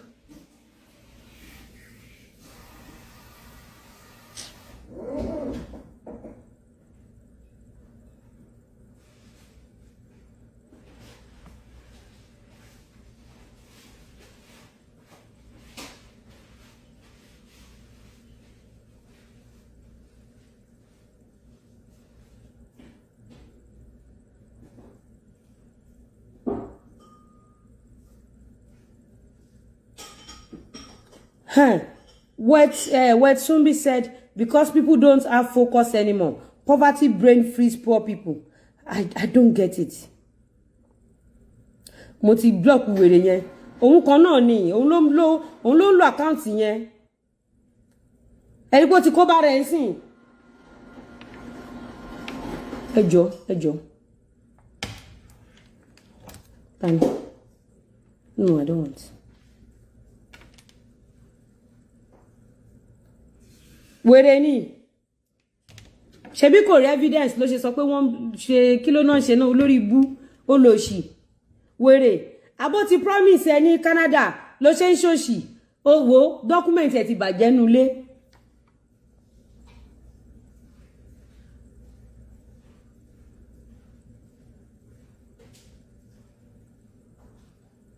I wonder yes, so I have land for sale, but ó ti fẹ́ tán.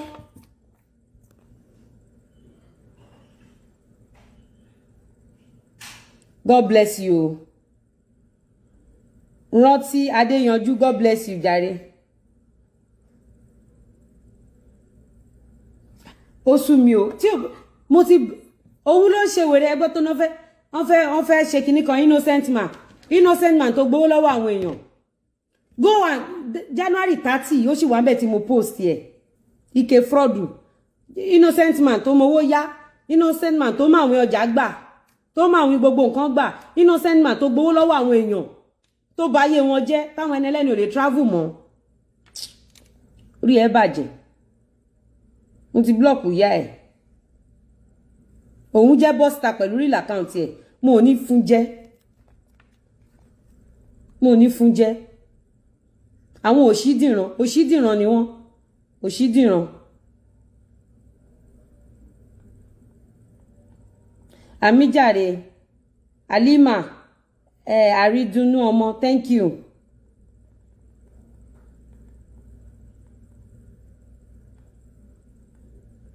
Wo wúrà kòkà kò sí bàbá ńlá kan tó lè stress mi. Ẹ mọ̀ kí èèyàn máa rí, how can I put it? Ẹ mọ̀ pé strong person ni mí, gbogbo yín mọ̀ pé mo strong. Ẹ mọ̀ bí mo ṣe máa ń ṣiṣẹ́ now.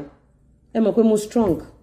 So ṣe bí mo ṣe ń ṣiṣẹ́ yẹn, bí ẹ̀mí mi ṣe strong bí ẹ̀mí kíní yẹn, bẹ́ẹ̀ náà ni mo ṣe ṣe kíni, mo ṣe strong láti defend ara mi àbí láti defend àwọn ọ̀rẹ́ mi.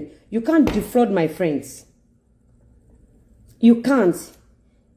Lára àwọn lẹ́tàrà, lára àwọn estate wa.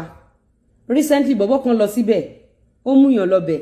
Ẹsẹ̀kẹsẹ̀ làwọn èèyàn ti sọ pé ilẹ̀ alájà mà ní, ilẹ̀ Lizzy Anjorin ẹ má máa dé bẹ́ẹ̀. Kí dẹ̀ náà ṣe? Wọ́n pick race. Yes, that is me. That is what I want. I want to use my power, my wisdom, my knowledge, my strength to guide my business, my friends and family. I don't have strength to engage in things that will not put food on my table. I don't want to do it.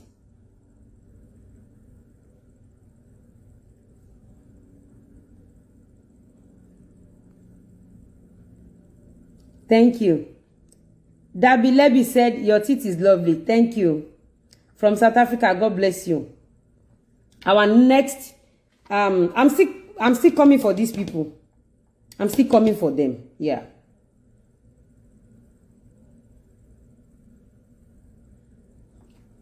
Anybody can use fake account. We don't care.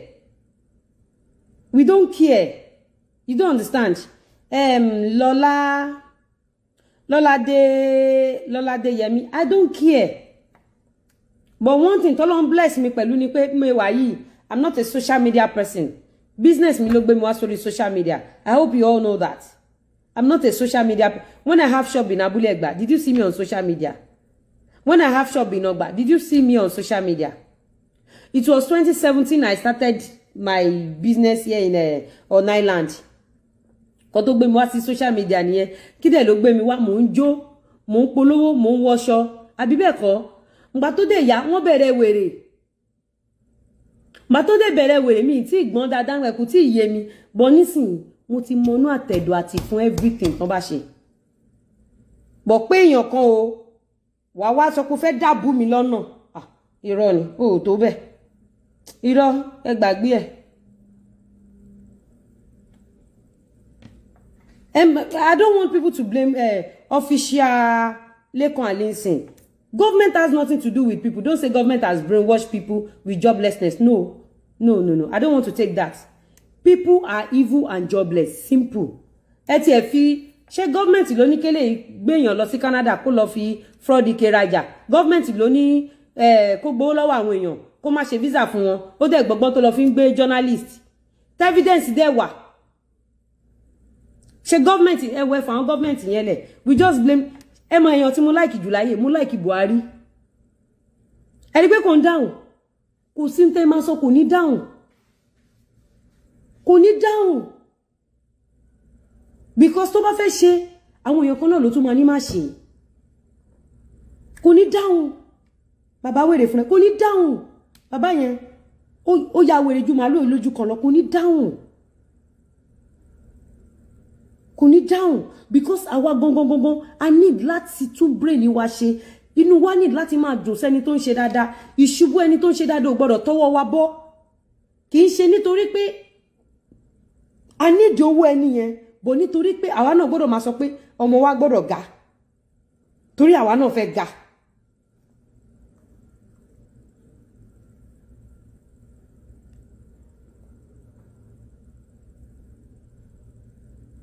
Mo dẹ̀ ṣe kó Canada ni.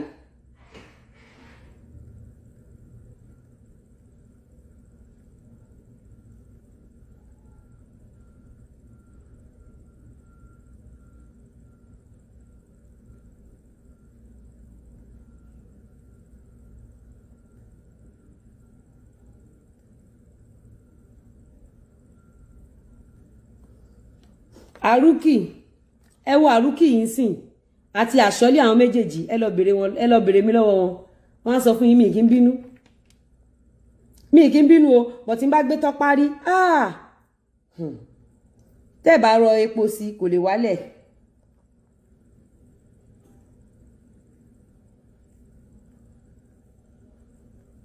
èmi ò mọ̀ I should come to America in Chicago. Okay. And you need pay if Wura Koka, yes, if Nigeria will be better, we need people to do better. Le mo bí mo ṣe wà concerned tó ṣá. Kíni yẹn ti so bad débi wípé àwọn ọ̀rẹ́ èyàn ní kékeré, àwọn ojúlùmọ̀, ẹbí ará, you wa ko ma serve everybody. Oh, understand? Because God. Why ta ṣe rí báyìí? Why ta ṣe rí báyìí?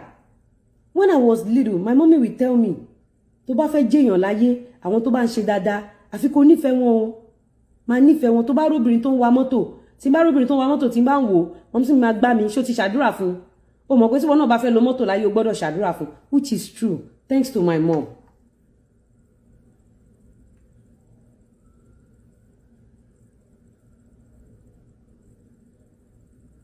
Àṣọlì ẹlẹ́nu jàre àwọn tèmi nìyẹn àwọn tó mọ̀ mí dáadáa nìyẹn I no dey look for trouble I no dey look for hours tí mo fi ń ṣiṣẹ́ owó tí mo fi ń wá owó tí mo fi ń pa owó ó pọ̀ gan tí mo fi ń ronú owó so don't look for my trouble just leave me jẹ́jẹ́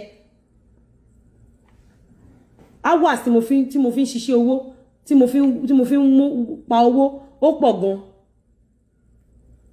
Yẹn kọ́ sọ pé why do I think someone alẹ́ ni tó máa open fake account tó máa fi orúkọ artist yẹn open fake account tó máa wá mẹ́rin tó ń jẹ́ tí bá dẹ̀ mú ìyálàjà ẹ̀ máa rún ẹ lọ́tẹ̀ yìí ni máa rún ẹ beyond be careful ṣe lórí ẹ burú ni.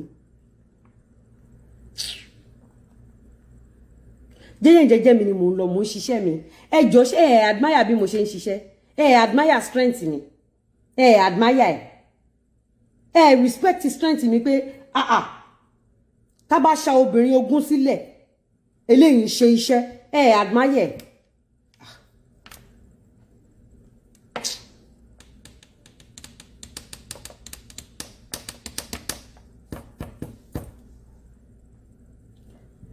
èèyàn kan sọ pé how far go be April 4 me and my husband and lọ fún boat cruise 7 days boat cruise. I will not be around. Mo fẹ́ lọ fún boat cruise. I'm still a virgin. Ọjọ́ yẹn ni Mr. Lawal fẹ́ ṣe kíní yẹn fún mi. So, tẹ́ bá rẹ́rìn máa block mi. Tẹ́ bá rẹ́rìn máa block mi. Michael 99. You want to be like me? Hope you are Aries. Yes, so Yetunde for success said, waiting for people validation is waste of time. Kini, Asholi used to tell me something. Asholi 20. Asholi used to tell me that, Alaja, be yourself. The world will adjust. When they adjust it, total.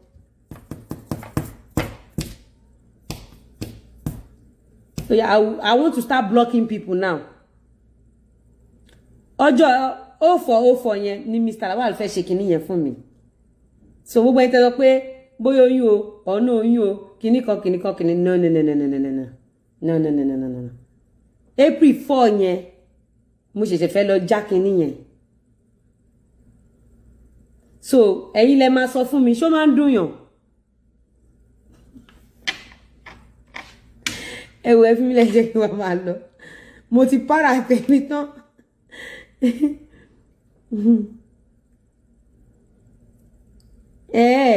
Abiola won. Abiola won. Mo look sweet. Ẹ pé lọ pé àwọn Ondo, àwọn Ìbàdàn máa rò pé àwọn làwọn jẹ́ kí n look sweet, but àwọn Ondo ni. Aruki, you know dey pain person abi? Okay.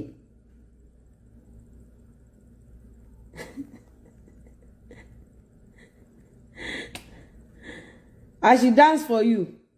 That is the way kò kẹ̀ OPP ó pọ̀ gan-an. OPP mo ṣì ń padà bọ̀ wá fún olè Winnipeg o. Òun àti olè journalist tó gbowó lọ́wọ́ ẹ̀. Mo ṣì ń padà bọ̀ wá fún wọn. Bọ̀bọ́ yẹn etí ẹ̀ ti di. Go and pay people. Go and pay them back. Gbogbo àwọn tó gbowó lọ́wọ́ wọn simple. Go and pay them back. Àṣọ́lé ẹgbọ́n ṣó máa ń dùn yàn.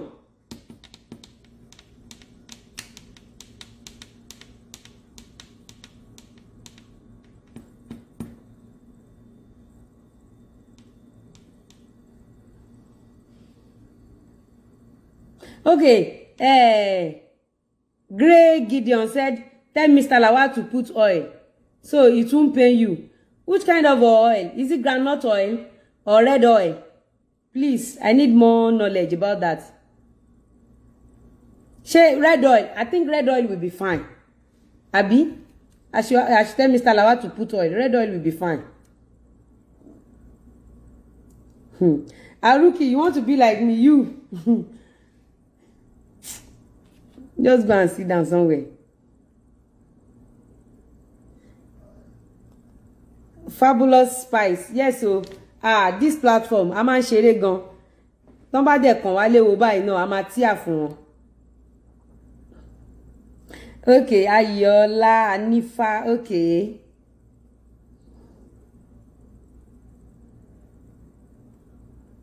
You know they pain. Someone said we should put oil. So, okay. Aruki, palm oil ní ká fi ṣe àbí epo pupa, red oil.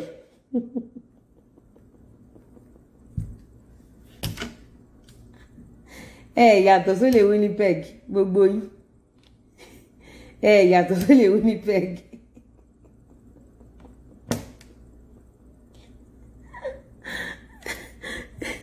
Àbí blogger ẹ̀dẹ̀ ni. Naija News Studio àbí kí ni wèrè péré. I should tell Mr. Lawal to pop champagne on it. Champagne tí wọ́n jù. Olive oil. Coconut oil. Epo pupa. Engine oil.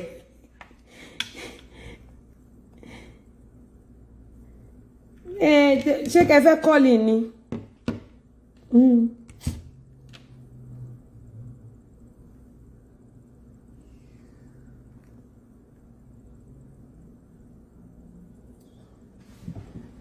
Ṣé tá bá bẹ pupa sójú ẹ̀ kò ní dùn yín?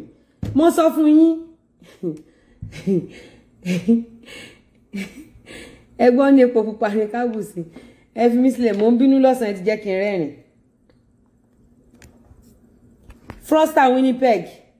Màá gbé ẹ mú. Ìwọ àti new customer blogger ẹ̀.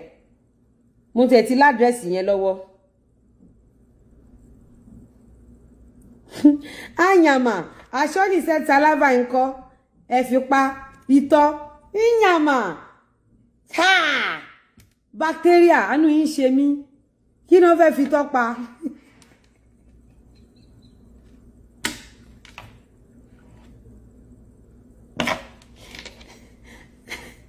You guys should leave me, jare. Put pepper oil.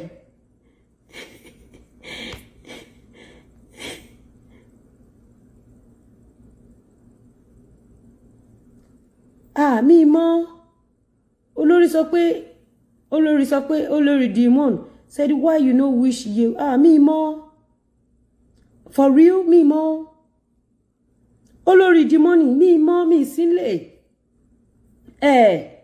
Mo kàn yọ wá sí social media yọ padà ni. For real mi mọ̀.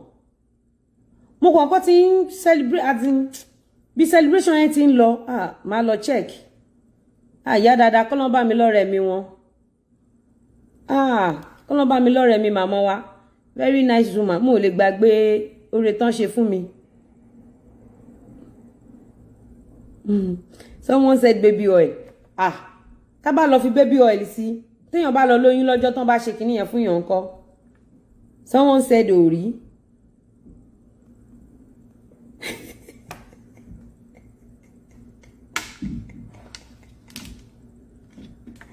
Someone said diesel oil. I hate you guys. I hate you.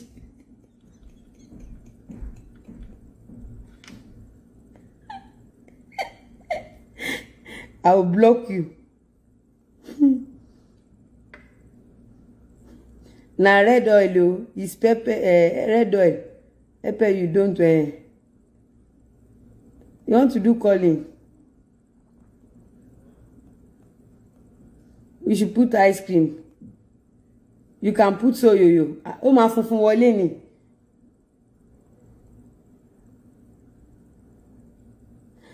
Mi tẹ̀ wá mọ̀ bóyá kíní Mr. Lawal gan máa ti jiná kó tó di April 4.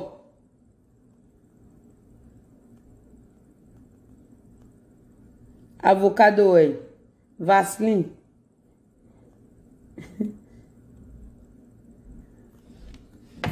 Ẹ ṣé gbogbo ẹ̀yin tẹ́ ń pe oil yẹn ṣe. Ẹ ṣá má gbàgbé láti lo soyoyo. Ẹ má gbàgbé ilẹ̀ wà available. But ilẹ̀ tí wọ́n sí o because cement tí wọ́n sí. Yes, cement tí wọ́n sí. Ẹ mọ̀, cement tí wọ́n sí. So guys, thanks for watching. I love you guys. Ẹ má gbé òróró yín lọ.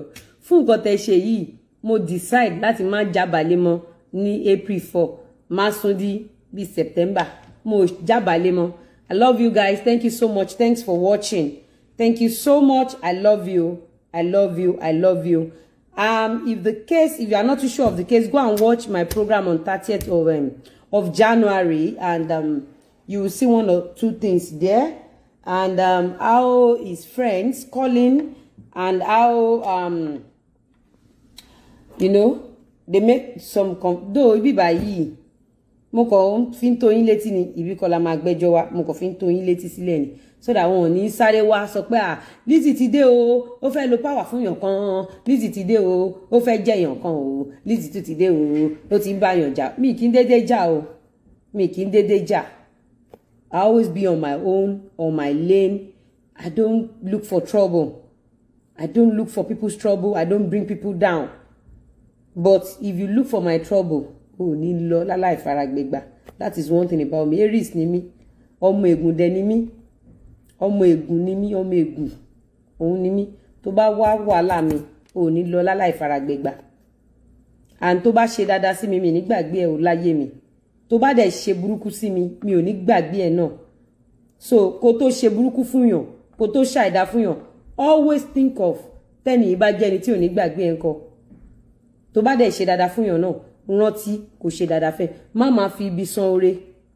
Má fi ibi san oore o. Because tó bá fi ibi san oore, ìwọ ni kọ́kọ́ lóore yẹn máa block mọ́. Ó máa block mọ́ tó ń bọ̀ lẹ́yìn náà. And táwọn people yẹn ò bá ti rí oore yẹn gbà, ìwọ la máa bèrè ẹ̀ lọ́wọ́ ẹ̀. So guys, I love you.